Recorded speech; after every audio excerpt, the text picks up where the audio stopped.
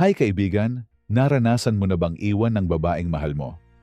Yung binuhos mo lahat, oras, emosyon, at pagmamahal, pero sa dulo, iniwan ka pa rin?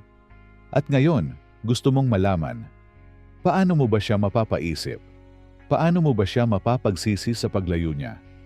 Kaibigan, alam kong mabigat. Alam kong gusto mong gumanti. Gusto mong ipakita na mali siya. Pero sasabihin ko sa iyo ngayon, hindi mo kailangang gumanti para magsisi siya. Dahil minsan, ang pinakamalupit na paghihiganti ay ang tahimik mong pag-angat. Kaya kung gusto mong malaman ang mga dapat mong gawin pagkatapos kanyang iwan, para hindi mo na kailangang magsalita. Dahil ang resulta mo na mismo ang magpapagsisi sa kanya, manatili ka hanggang dulo. Pero bago tayo magsimula, i-comment sa baba ang stoic ako kung naniniwala kang ibang klase kang lalaki. At huwag mong kalimutang i-like ang video, mag-subscribe, at samahan mo akong pag-usapan kung paano magpakatatag sa panahon ng pag-iiwan ng may dignidad, disiplina, at katahimikan ng isang stoic na lalaki. Kaibigan, alam kong masakit. Yung pakiramdam na binigay mo ang lahat, pero sa dulo, iniwan ka rin. Yung mga gabing pinili mo siyang unahin, pero ngayon, mag-isa ka na lang sa katahimikan. At ang tanong na paulit-ulit na bumabalik sa isip mo, babalikan pa kaya niya ako? Pero kaibigan, ito ang totoo. Hindi mo kailangang habulin para magsisi siya. Ang dapat mong gawin ay magbago, hindi para sa kanya, kundi para sa sarili mo.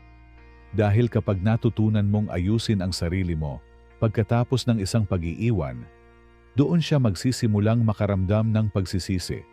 Hindi dahil pinilit mo, kundi dahil nakita niyang kaya mong bumangon kahit wala siya. Ang una mong dapat gawin, tumahimik. Huwag kang mag-post ng lungkot. Huwag kang magmakaawa. Huwag kang gumawa ng paraan para mapansin ka ulit. Ang katahimikan mo, yan ang pinakamalakas mong sagot. Dahil sa mundo ngayon, kung saan lahat gustong magsalita, ang lalaking marunong manahimik ay kakaiba.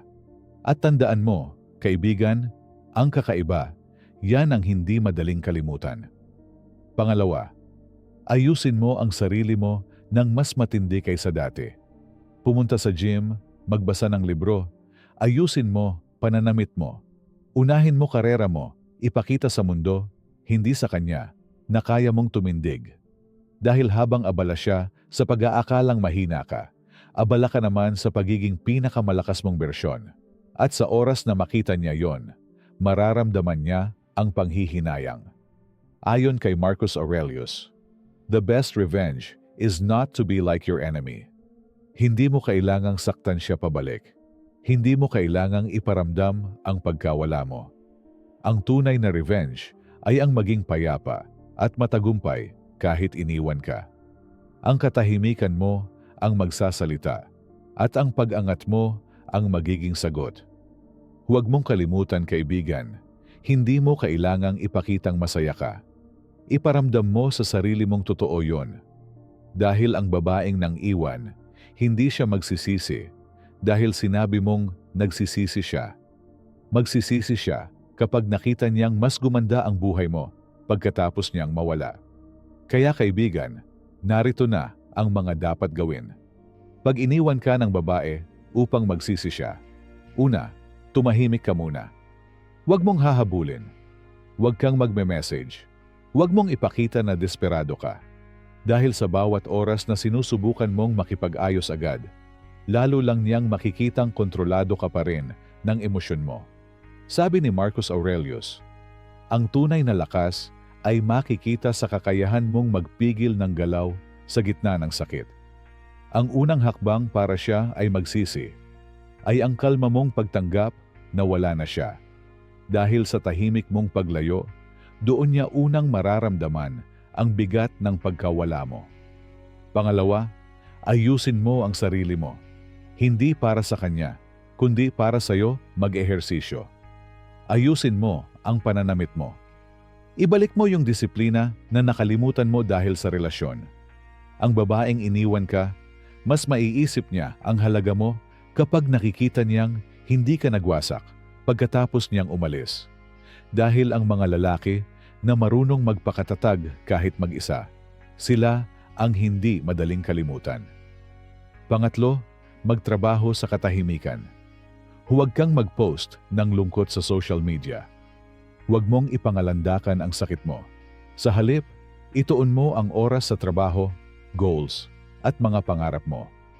Ayon kay Marcus Aurelius, kung gusto mong magtagumpay, huwag mong ikalat ang plano mo. Ipakita mo na lang ang resulta. At doon, habang abala ka sa pag-angat, siya naman, tahimik na nag-i-stalk sa'yo. Iniisip kung bakit parang mas masaya ka nang wala siya. Pang-apat, huwag kang magmakaawa ng closure. Ang mga lalaking pilit na humihingi ng paliwanag, nawawala ang respeto sa sarili. Ang stoic na lalaki, alam niyang hindi lahat ng bagay kailangang may sagot. Kaya kung iniwan ka niya nang walang dahilan, hayaan mo. Ang katahimikan mo mismo ang magbibigay ng tanong sa isip niya.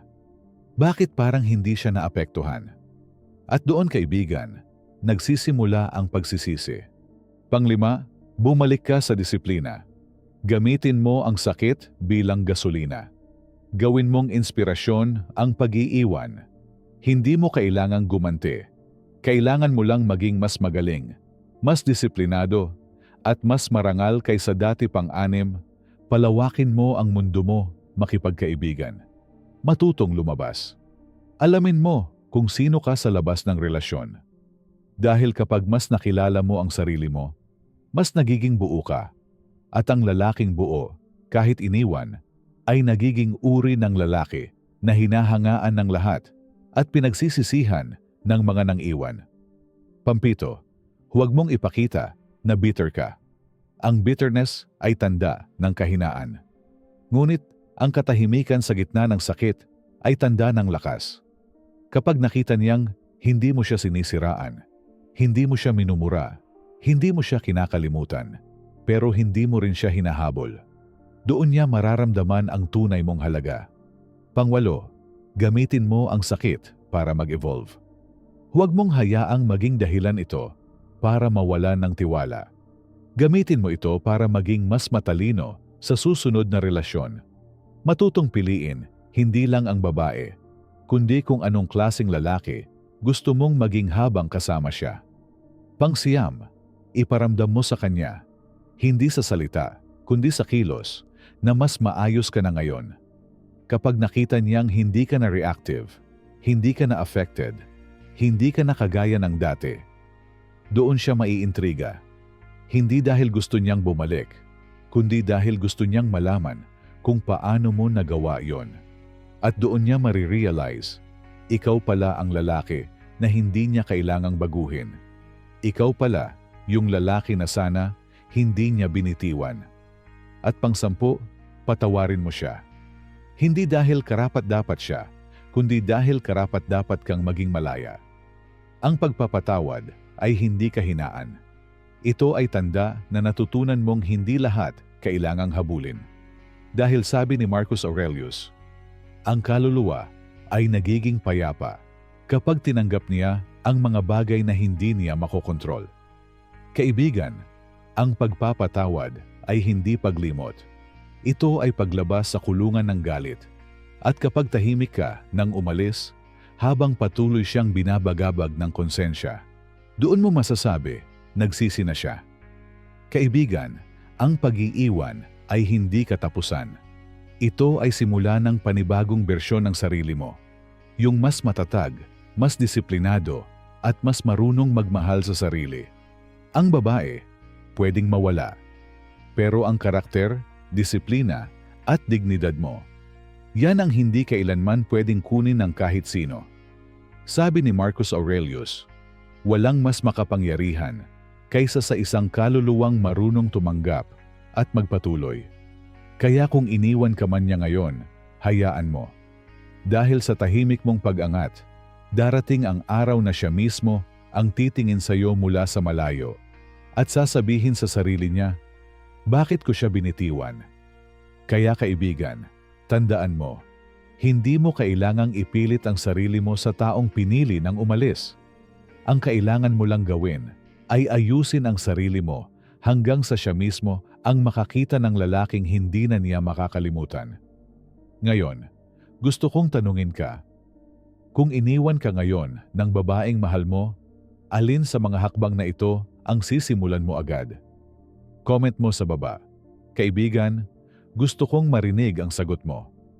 At kung gusto mong matutunan pa kung paano maging kalmado pero mapanganib sa tamang paraan, pindutin mo ang like, subscribe, at i-turn on ang notification bell para sa mas marami pang Pinoy Stoicism videos na magtuturo kung paano manatiling malakas kahit iniwan.